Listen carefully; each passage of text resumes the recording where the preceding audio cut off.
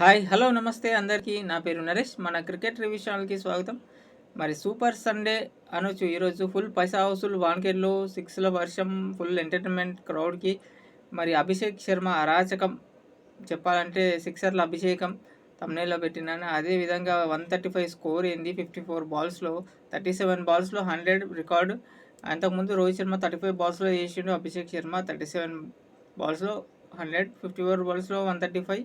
Last అందరితో ఆడిన India పక్క నుంచి వికెట్స్ పోతూనే ఉన్నాయి. ఒక తిలక్ వర్మ చేసింది 24 రన్స్. కాకపోతే కొంచెం పార్ట్నర్షిప్ 100+ పార్ట్నర్షిప్ చేసిండు.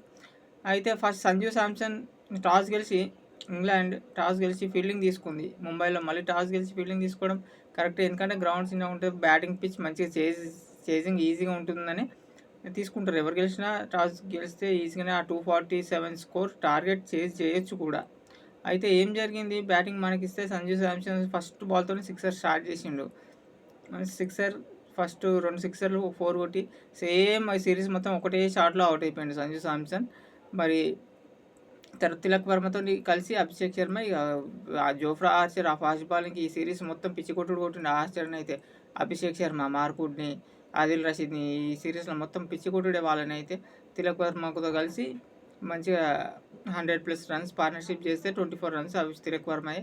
మీదే మొత్తం ఇతనే కొడుతుంది. తర్వాత సూర్య వచ్చి, మరి సూర్య మ్యాచ్ గెలుస్తున్నారు, సిరీస్లు గెలుస్తున్నారు. ఈ పైన టాప్ ఆర్ బ్యాట్స్మెన్స్ ఆడుతున్నారు కానీ తెలియట్లేదు, కానీ చాలా మ్యాచ్ నుంచి ఫెయిల్ అవుతున్నారు, రన్స్ లేవు. అది ఒకటే షాట్ ఇక పాత పడిపోయింది. ఆ షాట్ ఆడొద్దు ఇక. క్లాస్ బ్యాట్స్మెన్స్కే ఎప్పుడు ఉంటుంది లైఫ్, ఎప్పుడు పిచ్చి షాట్లకు లైఫ్ ఉండదు అనుకుంటున్నారు. కానీ అది ఎంటర్టైన్మెంట్గా అనిపించచ్చు, కానీ నాకైతే ఊకే ఆడొద్దు అది. ఆ షాట్స్ అదే షాట్లో పైకి లేపి టక్కున ఏదో ఒకటి అవుట్ అవుతున్నాడు. అది లాంగ్ లైఫ్ షాట్స్ కావు అవి. ఎప్పుడైనా కూడా క్లాస్ ప్లేయర్స్కే క్లాస్ షాట్సే ఎక్కువ లైఫ్ లాంగ్ ఉంటుంది, లైఫ్ ఉంటుంది కూడా. క్లాస్ బ్యాట్స్మెన్ సూర్య, కానీ అది సూర్యకుమార్ విషయంలో మాత్రం కరెక్ట్ కాదు. తర్వాత శివం దుబే మంచి పార్ట్నర్షిప్, మళ్ళీ 30 రన్స్ మంచిగా కొట్టిండు, స్కోర్ మంచిగా రన్స్ చేసిండు. మరి అభిషేక్తో కలిసి అక్షర్ పటేల్ పక్క నుంచి వికెట్లు పోతున్నాయి, స్కోర్ కొట్టిన పక్క నుంచి వికెట్లు పోతున్నా కూడా ఆ లేకుంటే ఇంకో 20 రన్స్ ఎక్కువనే వచ్చాయి. అభిషేక్ శర్మ 135 చేసి అవుట్ అయిపోయిండు. ఆర్చర్కి మాత్రం 55 4 ఓవర్స్లో 55 రన్స్ మస్తు ఇచ్చిండు. బైడెన్ కార్స్ అని 3 వికెట్స్ తీసి పడ్డాయి తనకి. మరి ఇంగ్లాండ్ బ్యాటింగ్కి వస్తే ఆ 247 చేజ్ చేసే సత్తా బ్యాటర్స్ ఉన్నారు. అది ముంబై పిచ్లో, ముంబైలో సాధ్యమే ఆ స్కోర్ చేయడం బ్యాటర్స్ పడితే. కాకపోతే అట్లనే ఆడిరు కూడా. ఫస్ట్ పవర్ ప్లే నుంచి ఫిలిప్ సాల్ట్ పిచ్ కొట్టడం స్టార్ట్ చేసిండు. ఈ మ్యాచ్లో 50 చేసిండు, ఈ మ్యాచ్లో ఫెయిల్ అయ్యిండు. పక్క నుంచి షమీ బాలింగ్లో ఫస్ట్ బాల్కే అవుట్ అయ్యాడు. బెంటాకెట్ ఆ రాంగ్ షాట్ బాటం తాకి అవుట్ అయిపోయాడు.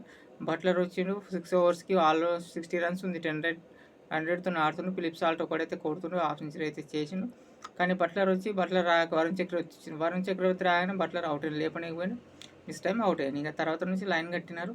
హ్యారీబ్రూక్ ఆడితే ఫాస్ట్ బౌలర్స్కే ఆడుతున్నారు, ఇండియన్ స్పిన్నర్స్ అసలు ఆడలేకపోతున్నారు. మళ్ళీ రవి బిష్నాయ్కి మళ్ళీ అవుట్ అయ్యాడు. లాస్ట్ మ్యాచ్ కూడా రవి బిష్నాయ్కి అవుట్ అయ్యిండు. మంచి స్కోర్ అయితే మ్యాచ్ విన్నింగ్ దాకా తెచ్చి అవుట్ అయ్యాడు హ్యారీబ్రూక్.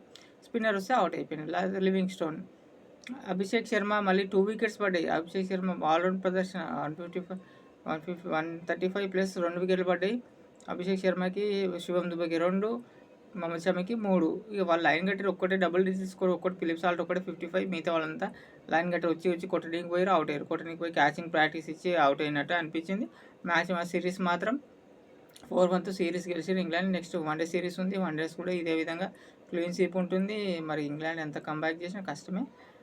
మరి సూపర్ అభిషేక్ శర్మ సండే అరాచకం. అట్లాంటి బ్యాటర్ చాలా సింపుల్గా కొట్టిన సిక్స్లు మాత్రం. మరి వన్డేలో ఎవరు ఇంకా వన్డేలో చూడాలి. నెక్స్ట్ రివ్యూతో మళ్ళీ కలుద్దాం.